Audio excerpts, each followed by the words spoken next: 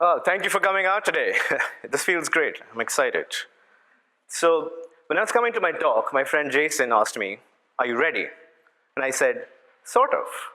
I started thinking, sort of is such an interesting thing to say. It is harmless, really, and it doesn't really mean anything. But after certain things, sort of means everything.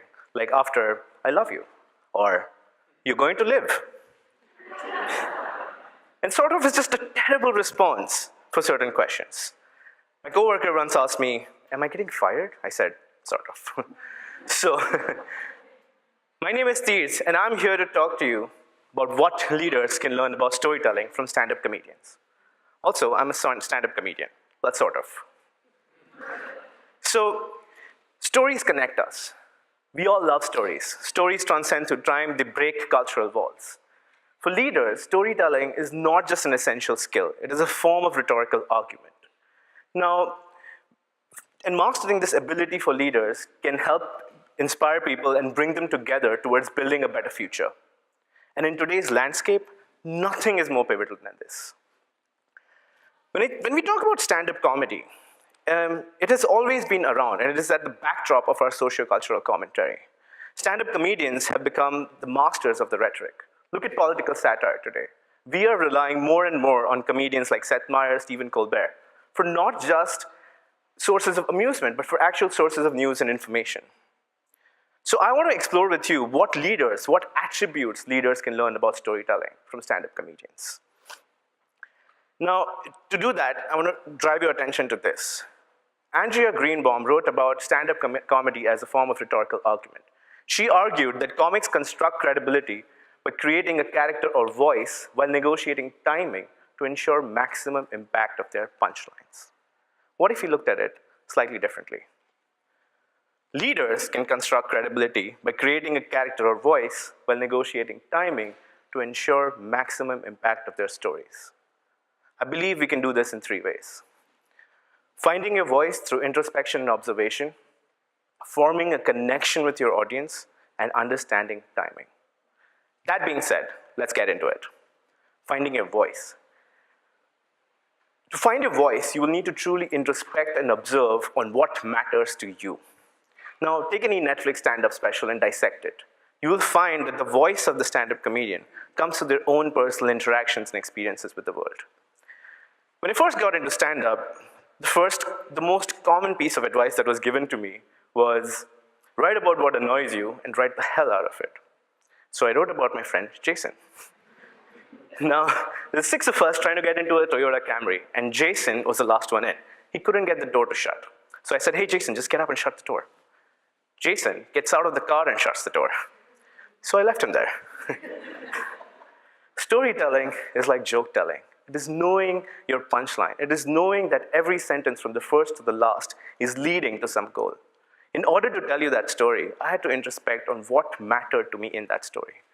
Clearly not Jason. I left him there, and he couldn't make it today. So, in essence, tell the story that matches your worldview. Trust me, your audience is smart.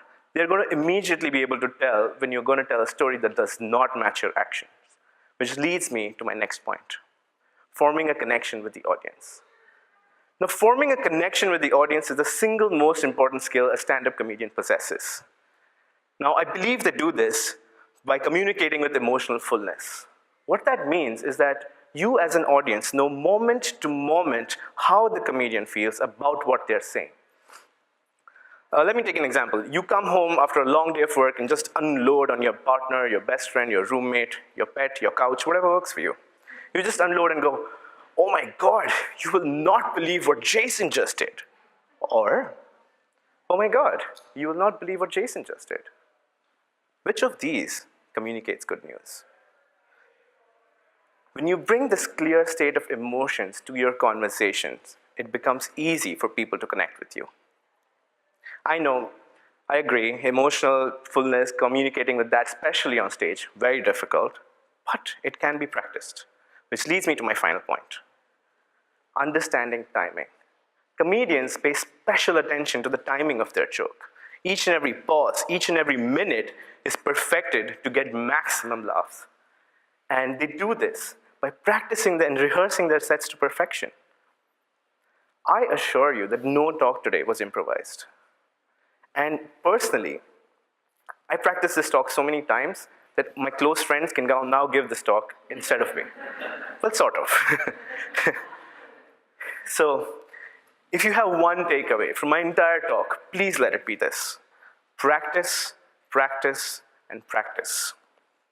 To recap, here are the three things we just discussed: forming a connection with the audience, finding your voice through introspection and observation, and third, understanding timing. Now, I genuinely believe that every one of you here today has a story that can inspire people and bring them together towards building a better future. So I urge you to tell your story. Now, stand-up comedians, being funny is not optional for them. It is a requirement to get into stand-up. For leaders, storytelling is no longer optional. It is a requirement. I leave you with this one final question. Did you learn something about storytelling? And if your answer is sort of, you're on the right track. Thank you.